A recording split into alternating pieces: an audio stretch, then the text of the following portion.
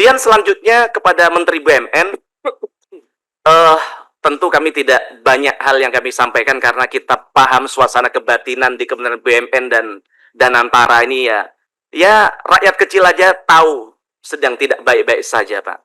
Tapi harapan kami tidak ada tumpang tindih operasi antara BUMN dan Danantara. Sama sudah disampaikan kawan kami tadi bahwa RUPS bukan kewenangan dari Danantara. Tapi kan kita tahu bersama hari ini, saya yakin Pak Prabowo tidak begitu tahu soal ini, mungkin ya atas masukan-masukan di bawahnya. Sehingga kalau kita lihat ya, Danantara semakin hari semakin ugal-ugalan kalau kami lihat, Pak.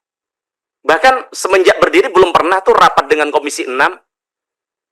Dan kami tidak tahu siapa sebenarnya yang punya kuasa untuk mengontrol Danantara ini, dan ini berbahaya, Pak. Bisa sepakat saya dengan kawan kami tadi, ini akan jadi monster ke depan kalau tidak ada yang mengawasi ini, Pak. Nah, maka harapan kami perlu duduk bersama agar bagaimana ke depan bukan hanya tujuannya baik, tapi tata kelolanya, caranya tidak baik juga hasilnya tidak akan optimal. Apalagi saya dengar di berita kemarin bahwa Danantara akan menyuntikkan modal yang begitu besar di namanya Garuda Indonesia. Kan mohon maaf, konyol ini Pak sebenarnya. Ya, tapi saya tidak bisa komen lebih jauh deh. Nanti Bapak bisa cermatin sendiri. Kemudian kami ingin tanyakan soal Koperasi Merah Putih. Koperasi Merah Putih kemarin kami dengar bahwa setiap desa itu akan mendapatkan suntikan dana 3 miliar dari Himbara di bawah pengawasan Kementerian BUMN, Pak. Nah, 3 miliar kali 80 ribu desa, kira-kira 240 triliun. Kan ini bukan duit kecil, Pak. Kita lihat bahwa hari ini BRI sahamnya sedang tidak baik-baik saja, walaupun tetap positif secara finansial. Tapi jangan sampai kemudian saya yakin tujuan Koperasi Merah Putih ini baik, mulia, yaitu bagaimana menggerakkan ekonomi daerah.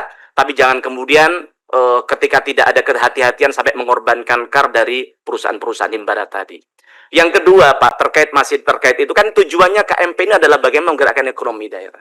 Nah, sekarang bagaimana Bapak tahu bahwa isu yang terbaru Grab akan mengakuisisi namanya Gojek. Kita tahu Gojek adalah salah satu aplikasi kebanggaan bangsa kita, Pak. Bahkan Grab aja saya dengar dulu belajarnya dari Gojek, Pak. Kan artinya luar biasa Gojek nih. Dan kita tahu bahwa Gojek itu punya 3 juta mitra dan banyak sekali UMKM yang terbantu dengan adanya Gojek. Di tempat saya ada namanya Warung Padang, Pak. Itu awalnya kecil, pinggir jalan, di jalan pasar begitu. Sekarang sudah punya warung yang sangat megah di tengah kota Surabaya karena dulu terbantu dengan namanya Gojek.